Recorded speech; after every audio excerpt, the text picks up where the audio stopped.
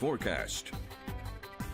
Well, we certainly did have areas of fog this morning. Kenneth Johnston captured this shot from Afton, and in the picture you can see the tops of the ridge, tops of the Blue Ridge there above the fog below.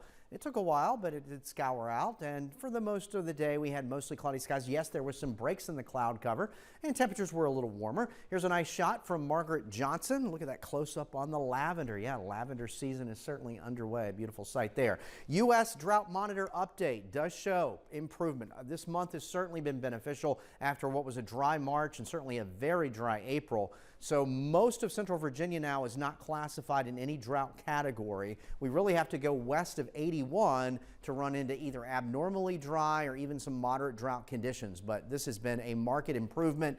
Of course, the rain beneficial. It's been excessive at times. We've had over 7 inches at the airport for the month of May. Here we go with temperatures currently. 71 is also the current reading as well as the high for the day. 70 there in Standardsville, 74 in Palmyra, and we've got some lower 70s from Waynesboro to Stanton to Harrisonburg. This afternoon it's been fairly quiet. Yes, there's been some isolated showers out there. The ones that have developed have essentially just weakened the farther east that they've moved. We had some activity earlier that came through Rockingham County. Now I'm keeping an eye on some storms that are out toward Bath County and making their way closer towards, say, Craigsville in southwestern Augusta County. Last couple of indications there were a couple lightning strikes, but that is headed toward the Craigsville area out of the Warm Springs area of Bath County. So there will be some showers, even an isolated storm here tonight, especially early. Otherwise, mostly cloudy, upper 50s, lower 60s, and some areas of fog. First alert weather day here for Friday. The afternoon and evening hours pose the best risk for some of those storms to come through. And as far as temperatures tomorrow, a few degrees higher than today, mid to upper 70s.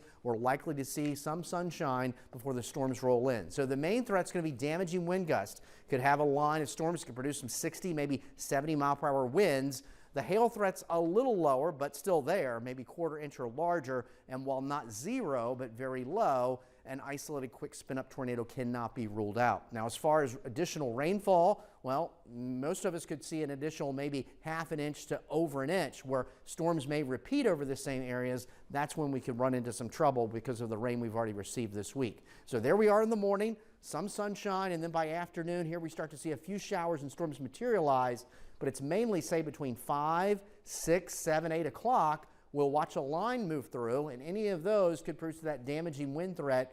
And then after that, things should quiet down, taking us into early Saturday morning. Saturday, we'll still have the potential for some showers around, but I don't think that's going to be widespread. The wind will be a bigger story on Saturday. We'll start to dry out, but we could have some winds gusting over 20, 30 miles an hour. On Sunday morning, we'll start in the widespread 40s, and by Sunday afternoon, a lot more pleasant with temperatures in the 70s. Tonight, upper 50s, lower 60s, early shower or isolated storm. Tomorrow, first alert weather day. We'll watch the afternoon and evening for some of those storms as they blast through. Cold front sweeps through. We'll still have some lingering showers potentially Saturday to about midday, but breezy conditions. And then finally, some drier conditions and warmer numbers. It will be June next week, and that'll take us into much of next week with some drier days welcome. Okay, drier days are definitely welcome.